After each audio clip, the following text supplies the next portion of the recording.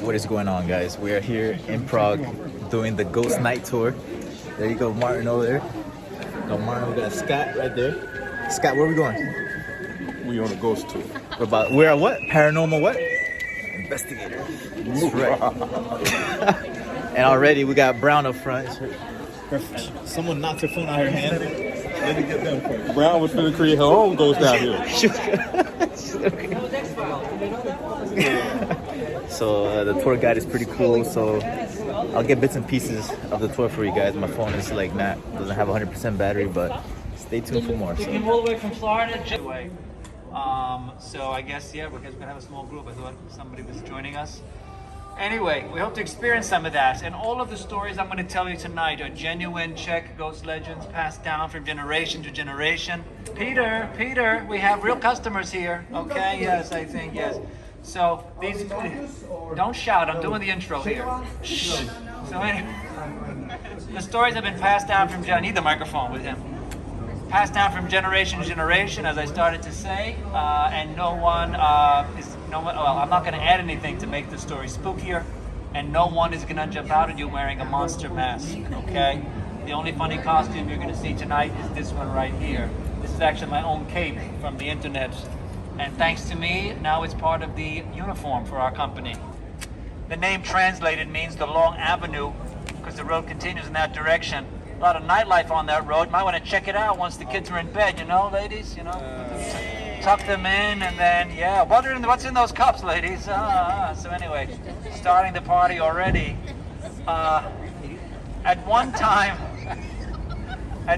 this was the main road for visiting merchants and farmers coming into the Old Town Marketplace to sell their goods. But later it was replaced by Zeletna Street. This whole neighborhood quickly fell into poverty, became infamous for its miserable living conditions. Well, our first tale tonight is about a house in this road. If you look behind me across the street, the gray building with the big windows on the bottom, right beyond the Coca-Cola truck, you can see it. That is Bloha number 5. Looks like an ordinary house, but has a very colorful, or should I say, dark nickname. The House of Death. Oh, take it easy. The House of Death. You okay? You better give her a hug or something. Oh, the whole thing came out. Look at that. Hey, but the battery stayed in. Okay, made in China. All right. So anyway, why the spooky name, everybody? The House of Death. Okay.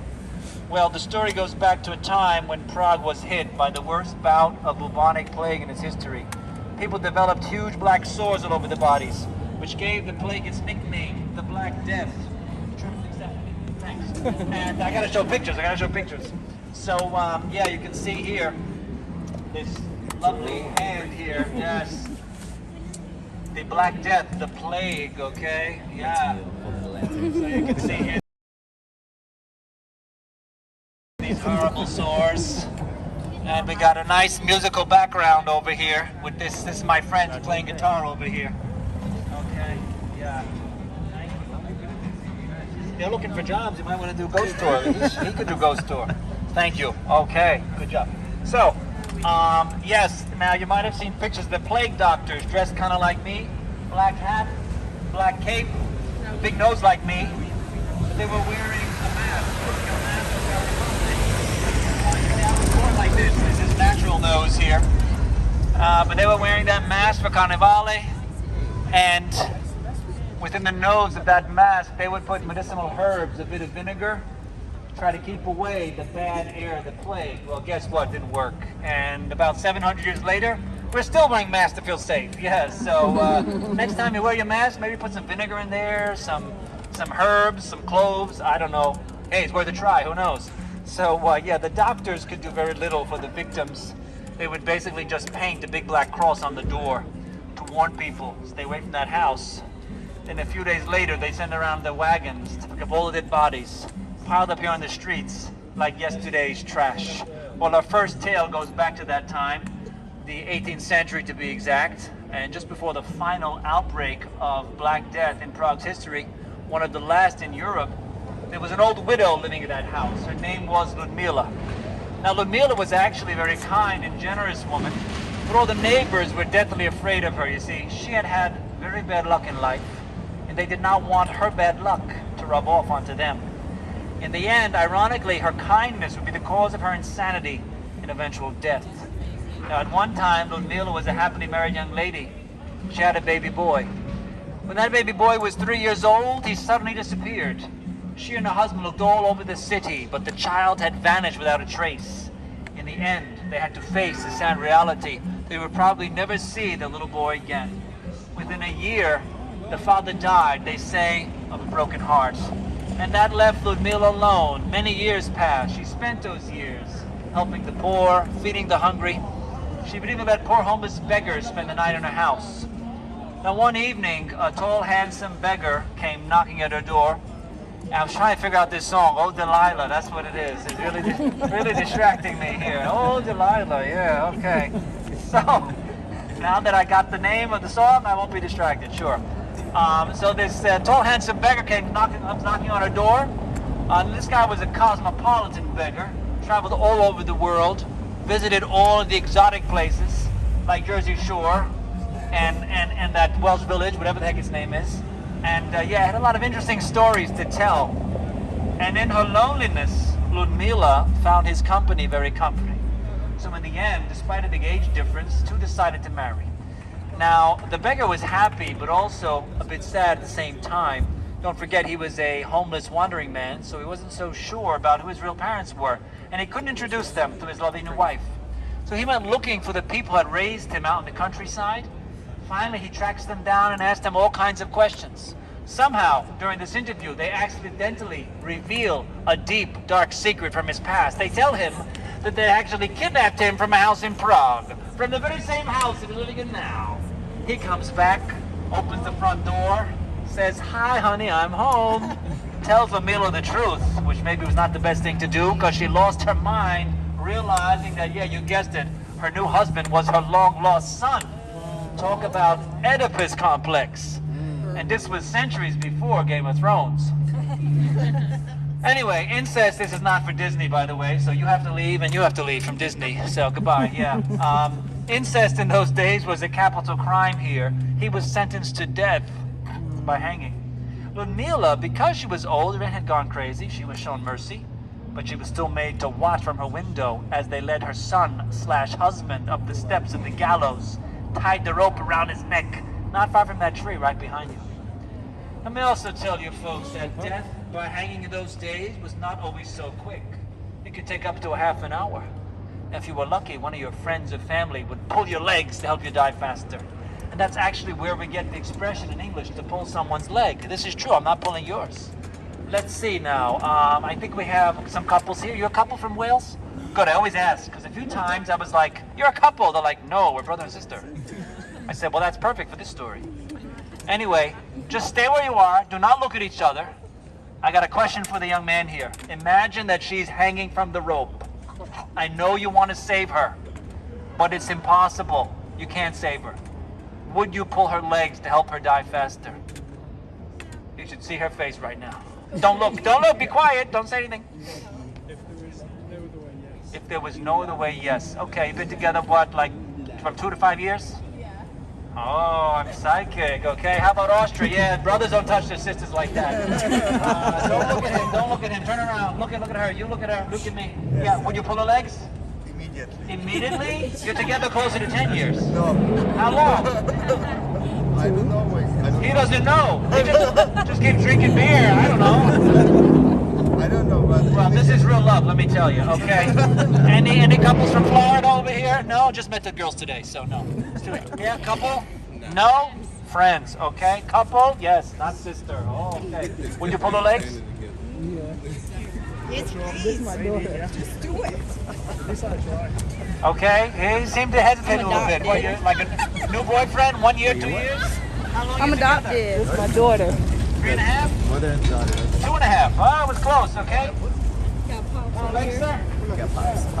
Pops got. Pull up a chair and enjoy the view. You're married. How long? 12 years? Yes, 20. Oh, is it that long? Oh man, yes. Okay, now pay attention, everybody. What happened? Something fell again? Oh, the freaking thing can't. Where's the little? Oh, can you try? I don't know.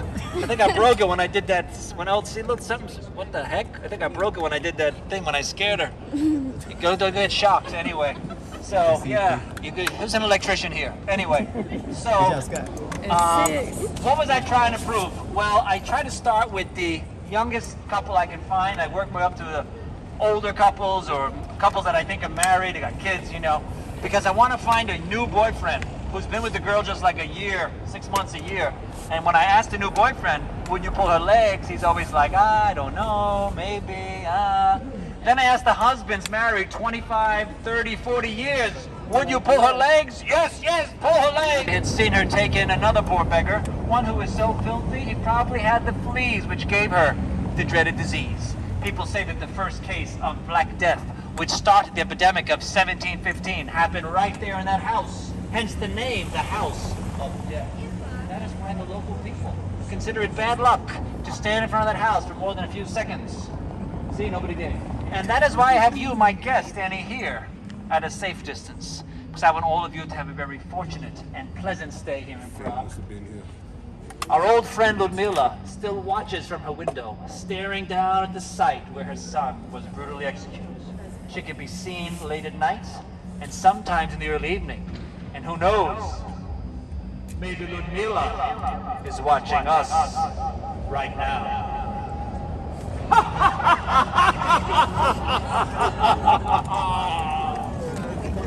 Think about the ghost tour so far. My feet hurt. Her feet hurt, guys. Where's he at? Oh. What do you think about the ghost tour? Spooky. Spooky. That's right. This mystery. We now have to go back to the mid-19th century when all of the old original houses in this neighborhood were torn down. Every house was demolished except for the base and foundation of a house right behind me. You see the bottom middle of the house, the green wooden doors, and the brown sign above, which says Speculum Alchemiae, the mirror of alchemy. No one knew why that was preserved until the Great Flood of 2002. I happened to be here that summer for my English teacher training course. We had to evacuate from the Old Town area. Where we are standing right now, the water was like up to here, so I think the girl would be in trouble. You a good swimmer? Yeah. It'd be like up to your neck, I think. People were going around in the streets in kayaks. It was like Venice for free. And when those floodwaters loosened up a lot of the pavement in the city, and when they subsided, the pavement right in front of that house caved in, revealing below a perfectly preserved Alchemist laboratory, complete with all kinds of bizarre equipment. Also an Alchemist library containing some books which we still have not been able to fully translate, nor to understand all of the symbols. They also found secret underground tunnels leading from here all the way to underneath the old town hall, some say even beyond. Now those chambers and tunnels had originally been used during times of war. Later they were discovered by the alchemists and used to hide their laboratories. So now we think we have a logical explanation for this crazy legend. We believe that the chemical fumes from the underground laboratories came up through the cobblestones, through the sewers. People started inhaling them, started seeing things. Sounds of explosions, accidents happening down there, and strange odors, again, chemical fumes coming up from below. So, either people actually had hallucinations, or they simply invented a convenient urban legend in order to explain, first of all, the tragic death, the mysterious death of the girl, and secondly, to explain all of the other strange phenomena they were witnessing again and again throughout that century. So you see, they gave a supernatural explanation to natural occurrences. Well, there's one final possibility. Perhaps this square really is haunted by ghostly goat chariots. Well, I'll let you decide a little bit later. Come back around midnight after 6 or 7 cocktails and look up at the sky, and I guarantee you'll see something. Poor slum I mentioned at the beginning of the tour. You have to use your imagination. It looks very nice now, and it ain't cheap. But in the old days, there were dirt roads here. Most of the houses were made of wood. You had stray dogs, beggars, rats running around. People would throw their trash and their toilet bowls out the window. Yeah, so the smell was really nice too. The church I'm standing in front of here, St. Callistus, is kind of strange. It's hardly ever opened. and it is built on top of a graveyard. So right beneath your feet, there are hundreds and hundreds of dead bodies. The most famous corpse is that of Jan Midlash, the master executioner of Prague for over 30 years during most of the reign of Rudolf II I mentioned before. And he was also the executioner on the infamous Day of Blood, which we will talk about later. Behind you is one of the gates to the very big complex. Is there a rat? Yeah. Really? There was a rat there? Yeah, oh. I thought it was he was having a vision of the Virgin Mary. Just a little mouse, probably. Was it a rat or a mouse? It's a mouse. It's a mouse, okay. Church mouse. Don't worry, it's a nice church mouse. All right. So anyway, it's the most excitement we've had on the ghost tour for months. Anyway, it would have been funny if someone was really afraid of mice and started screaming. Oh. Okay, where the heck was I? Who's going to be secretary for when I get interrupted by mice? Yes, thank you. You're hired. Okay. It's a huge complex. You can't really get the feel for it from here. You see it from the other side better. A collection of many buildings, and the convent. We're going to talk about the convent's history and the ghost that lives there. Now, it was founded by Saint Agnes, who is actually a princess. Okay, ladies, any royalty here tonight? Any princesses here? No? No? About to raise her hand. Yeah? No? Princess of Devonshire? No? Lady Devonshire. Anyway, she's like, no, no, no. Humility. That's what kids are missing today. Humility. Good. Okay, anyway. Dad's doing a good job. And mom. Where's mom? She's like, I don't know them. I don't know him. She's in the back now. I don't know that guy. So anyway, so yeah, she was a princess, and she was the daughter of the king, obviously, and also a direct descendant of Saint Ludmila and Saint Václav. You might know Saint Václav as Good King Wenceslaus from the Christmas Carol. He's the same guy sitting on the bronze horse in front of the National Museum on the big square named after him. Now, her father wanted her to marry a powerful king. Many candidates were proposed, including several Holy Roman emperors and Henry III of England, but she could not marry without love. In the end, she knew that she loved one man more than all the rest, Shawn Mendes.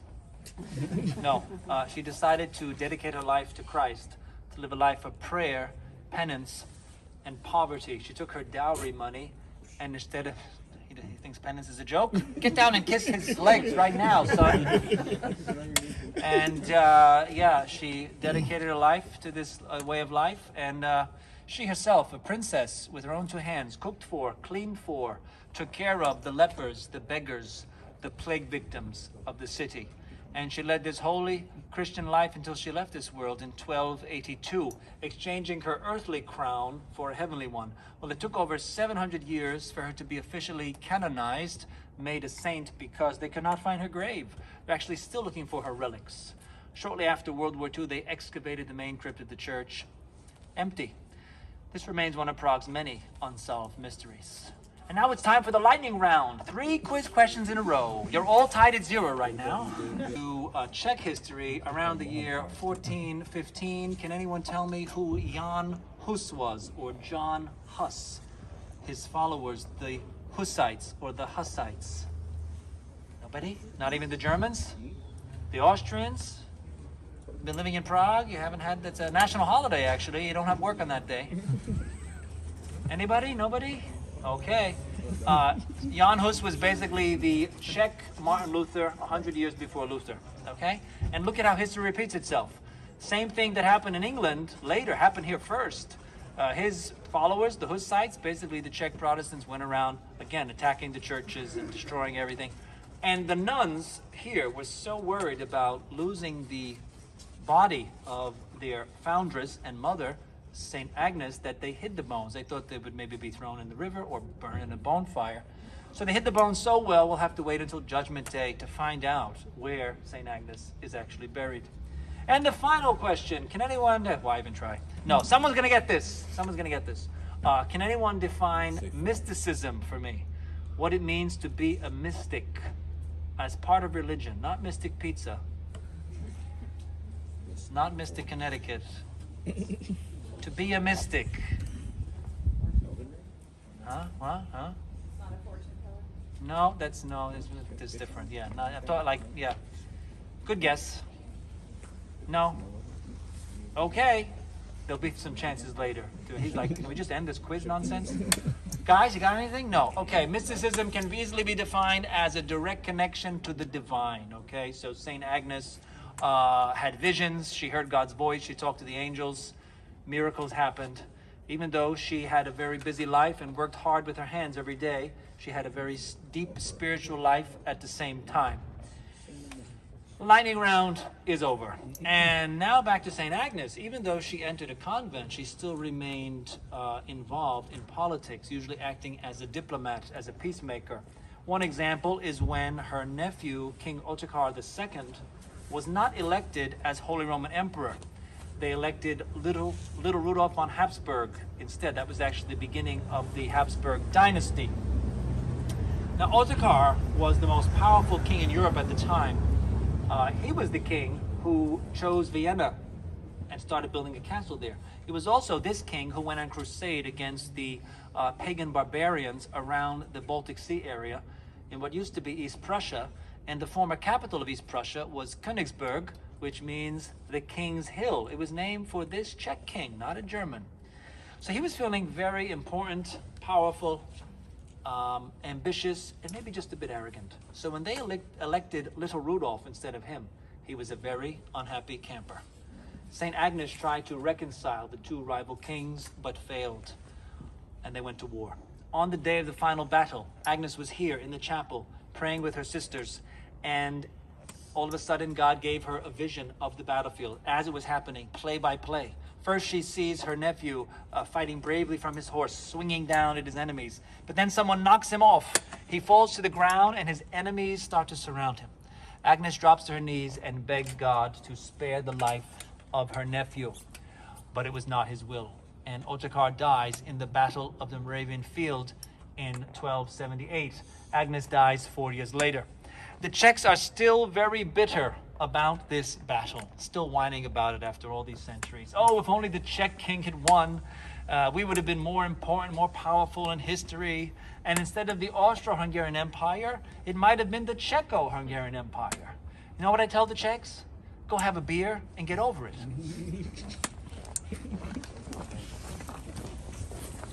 Looking very sad and somber, staring down at the earth, her hands clasped in prayer. Now, this is a love story, so I'm glad we got some couples here tonight. And it's so romantic, isn't it? Everyone pulling the legs, you know? And the love story goes back to the 14th century, when there was a poor young knight in love with the daughter of a rich nobleman. He went to ask for the father's blessing. The father said, "Get lost, you're not good enough for my daughter." Every father thinks this, right? But these guys have never had that experience, right? All the fathers love you. Instant approval, sure. And yeah, so... especially with the Catholic fathers, they love the genes. So anyway, the daughter was truly in love with the knight, and she started to rebel against Daddy Dearest. What do you do with the rebellious daughter? Lock her up. I was going to say, I was going to give you a hint. Just think Donald Trump rally. Lock her up. Lock her up. I think the girl's name was Hillary or Nancy or maybe Alexandria. I don't know. So anyway, lock her up in a convent. Yes, we got some traditional people here. The good old days, simple times, simple solutions. Sometimes I have the fathers here with the teenage 20-year-old daughters, and I ask them, what do you do with the rebellious daughter? And most of them just look very depressed and defeated. I don't know what to do anymore. Send her to therapy? You know, usually they do nothing, and then they give down a lot of white hair. The really wild ones give them a heart attack. But she's not at that age yet, so just wait. It's coming. It's coming. Yeah, he didn't give an answer. But anyway, the good sisters could see that this was not her vocation in life. They told the father, look, she's miserable. Take her home. It's not God's will. But the father was a hard man. He wasn't so sure what he should do. So one evening, he went back to this neighborhood, went for a little walk to think things over. Suddenly, as he turns the corner, he sees the knight back in Prague. Now the father follows silently, secretly, like an animal hunting its prey. Then a few minutes later, he sees the knight jump over one of the back walls of the convent. Now Daddy Dearest is pissed off. He jumps over the wall and he draws his sword. The two men start fighting in the garden. Somehow, in the darkness, as the daughter tries to get in between the two fighting men, the father accidentally stabs his own daughter. Goes through her and through the night as well. 2 for 1 deal. Bad deal for father and daughter. Shish kebab, anyone? With her last dying breath, she vows that her soul will never be at rest as long as the walls of this convent remain standing. We see her to this day in the early morning hours, hovering in the back garden, her long white novice's veil blowing in the breeze, splattered with blood, her own and that of her lover. It is said that she appears to young lovers in trouble, to all couples, in fact. Now, you're having a great time in Prague. You're not having any trouble, right? Maybe that guy is. But anyway, right? Cheap alcohol, can't beat that. Beautiful scenery. And yeah, it's cheap here, come on. And now you're finally getting the good weather. Like 2 weeks ago, forget it. So yeah, can't get any better than this. But yeah, so why am I saying this? Because sometimes the truth comes out. And you see the evil eye. They give each other the evil eye when I say, oh, you know, it can be stressful. Oh, wait, I didn't get to that part. I got to back up. I'm screwing myself up tonight. It's always a good idea. I tell every couple. It's a good idea to ask the girl to say a little prayer for you. Because, you know, it can be stressful sometimes traveling as a couple. Yes. Yes? Oh, but your partner's not here. So, yeah, you can say it as much as you want. So anyway, yeah. Now I started to tell you, why am I saying that? Because I just want to see the reactions. I get a lot of funny reactions when I say that. They said the evil eye comes out. They look at each other with the look of death, you know. And I'll never forget the first time something funny happened, a funny reaction. It was a big group like this in the summer. And right over there was a young couple from Peking, China, sitting there on the steps. And they had been traveling for 4 months together. And when I mentioned it can be stressful traveling as a couple, immediately the Chinese girl shouts, yes, very stressful. But nobody laughed. We were just like, awkward? The boyfriend was sitting there like this with a red face. So I can't make this stuff up. So ever since then, I keep saying it just to see reactions, you know. So, but I can tell you're all in happy, healthy relationships. So I did not mention that this is no longer an active convent, so we can't lock you up here. We'll find another place. But I can make a few phone calls. I know people. It is a museum protected by the state. So most likely the walls of the convent will remain standing for many years to come. So it might be that the soul of that poor girl never finds peace. But I hope all of the couples in Prague and Peking, China do. Surprise, surprise, the Chinese guy did not give me a good review on the internet. But the girlfriend, she gave me 5 stars on TripAdvisor. David, you're an amazing storyteller, awesome tour, and thanks to you, I'm single again. So I'm here to help with the ghost stories, with food and drink, with relationships. I'm here to help, really. I do what I can. Now get out your phones while I'm talking and start taking some photos, especially above the church. You can try the convent around here right behind me, but we get a lot of activity above the church. These 2 old buildings with dark paths act as 2 poles of energy here. And a lot of activity happens above the roof. We get a lot of orbs in the sky next to the bell tower.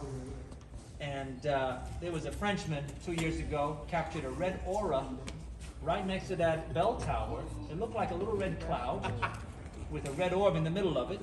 And in each photo it had moved. So it was drifting along the top of the roof, this red aura, but we could not see it with the naked eye. So see what you can capture there, anything? The oldest hospital in the country, one of the oldest in Europe. And so you can imagine all of the thousands and thousands of people have died here over the centuries, not always in the best conditions.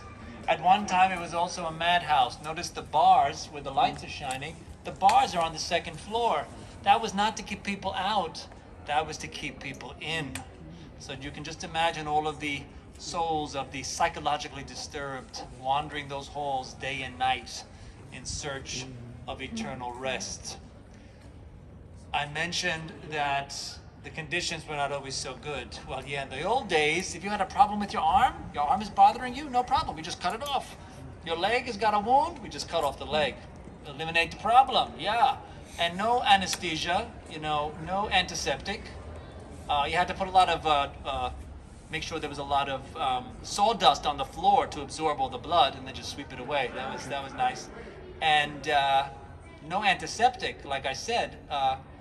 And the doctor, after he cut off one arm, he would say, "Oh, I got to clean my knife." He would just wipe it on his apron and then cut off the next patient's leg and then just wipe and cut. Everyone got reinfected. So if you were lucky enough to survive the shock of this amputation, chances were you would die anyway a few days later. You would get an infection, gangrene, whatever, and then die of a fever. So a lot of excruciating pain, sudden horrible death. This leaves behind lots of unresolved issues. Souls in search of peace. Souls which did not have enough time to say goodbye or I'm sorry. Didn't have time to say I love you. Didn't have time to call the priest and go to confession. So they're still looking for eternal rest, as I said. Strange stories are still coming out of this hospital. My Czech friends told me if you get sick, don't go to this hospital. Is it because of the care or because of the dark history? Strange stories like what? The nurses, they see all kinds of stuff. Shadowy figures running down the hall, screaming, moans of pain. The nurses who work here are the strongest of the pack. Only the bravest survive. And the new nurses usually leave after a month. After a week, they don't want to be left alone, especially at night. They hear again the screaming, moans of pain. Things on their desk or at the nurse's station keep getting moved. Like, I just put the book over here. Now it's like down the hall somewhere else. Like, are these ghosts poltergeist? They playing games with the nurses, moving their stuff around? Or are they the ghosts of former patients or nurses still doing their jobs, trying to do their jobs? Sometimes there'll be a scream of pain coming from a room. Go check on that lady. She needs pain medication. They go, they check on the patient, and she's either sleeping or sitting there peacefully. And she says, I'm fine. I didn't scream. What are you talking about? Old lady from room number 20. She's got dementia. She got out of bed. She's going to fall and break a hip. Go get her. Put her back to bed. They start following her. Then they start chasing her. Like, this old lady can run. They chase her to the end of the hallway, amazed at her speed. And then the shadow simply disappears into the darkness or walks through one of the walls. Every so often, a patient will wake up in the morning and ask the nurse about the very professional doctor who visited the night before. He was so polite and professional. I just want his name because I want to compliment the hospital. And the nurse just smiles and says, there was no doctor here last night. Well, what do you mean? What was his name? I saw him. I talked to him. There was no doctor. What do you mean it was a ghost? I don't believe in that. Now the nurse is very patient, and she asks the patient, did you notice anything strange about the doctor? Anything peculiar? And then the patient starts thinking, is it, well, now that you mention it, not only was he very polite, but the way he spoke was very formal, like out of a book, or the way they used to speak a long time ago. I just thought he was very educated. He's wearing a three-piece suit, looked like something from the end of the 19th century. I just thought that was his style. And the strangest thing is that he was wearing a white apron with a bit of blood splattered on it. I thought that was strange. And then the patient realizes, this was not a doctor from among the living, but a doctor from among the dead, from the good old amputation days, still making his rounds, checking on his patients after all these years. What a devoted doctor. I think the hospital does deserve a compliment, yes. Notice that the hospital is directly connected to the church. All of the hospitals were started as Catholic charities. You had the nuns over there with St. Agnes. This hospital was directed or run by the Brothers of Mercy. The street still is called Brothers of Mercy Street. So someone had to take care of the sick back then. You have to understand, this was centuries before Obamacare. But now all of our problems are solved. But anyway, it was also built like this out of convenience. Because chances were, if you were admitted to a hospital like this one back in those days, you would never come out alive. So you went straight from the hospital directly to the funeral. It was a one-stop shop. Rest in pieces.